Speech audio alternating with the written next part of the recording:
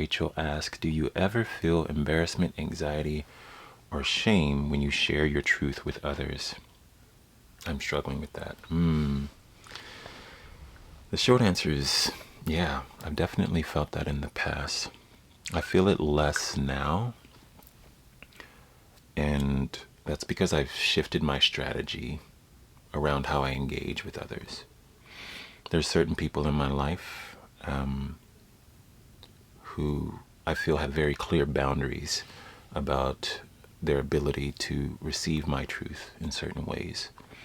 They have their boundaries, I have mine, and I accept those and I respect those. Now, when it comes to new people in my life who I may not know very well, my approach has always been to be gentle and open. But I think the deeper question here is this that comes up is, what is your why? So, is it to be seen or is it to be accepted? Those are not mutually, those are not the same thing. So what I mean is, sometimes we'll share our truth because we want another to accept us, or we want sometimes even to manipulate the situation and go, oh, you should believe as I believe, or you should think the way I think. And so we have an attachment to the outcome. When you have an attachment to the outcome that is unmet, obviously you will feel heavy, right? You'll struggle with that, or you'll feel that shame or anxiety.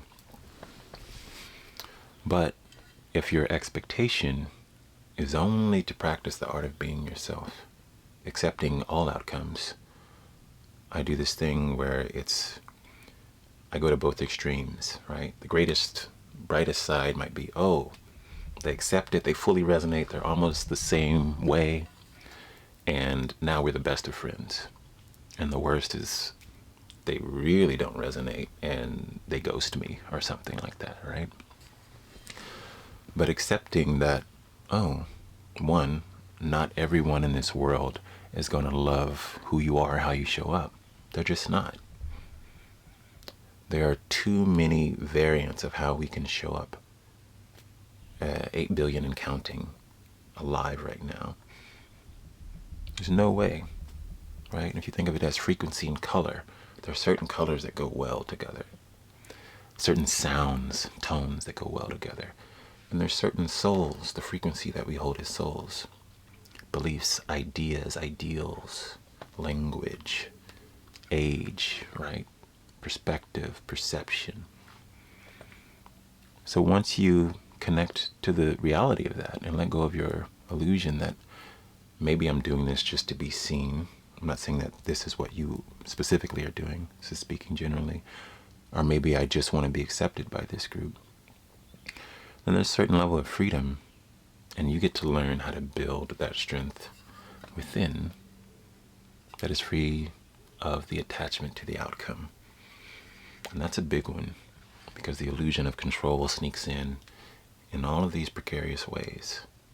And it's kind of this dance. You kind of like snuff it out on this one segment of your life, and it shows itself over here as this little sneaky vine making its way along the boundary. But when you feel that, I would ask myself, I think I was attached to the outcome. Why was I attached to the outcome? Right? It's probably because I've yet to accept myself fully. Right? Or it could be any number of things.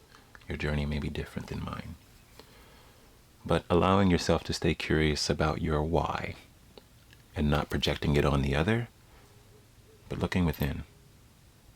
Because when you're communicating with other people, you don't have any control over what they're going to do or not do. You should always try to maintain a detachment from the outcome.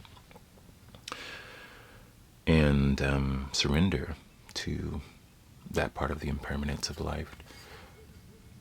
And in place of that, continue to turn your attention inward to self.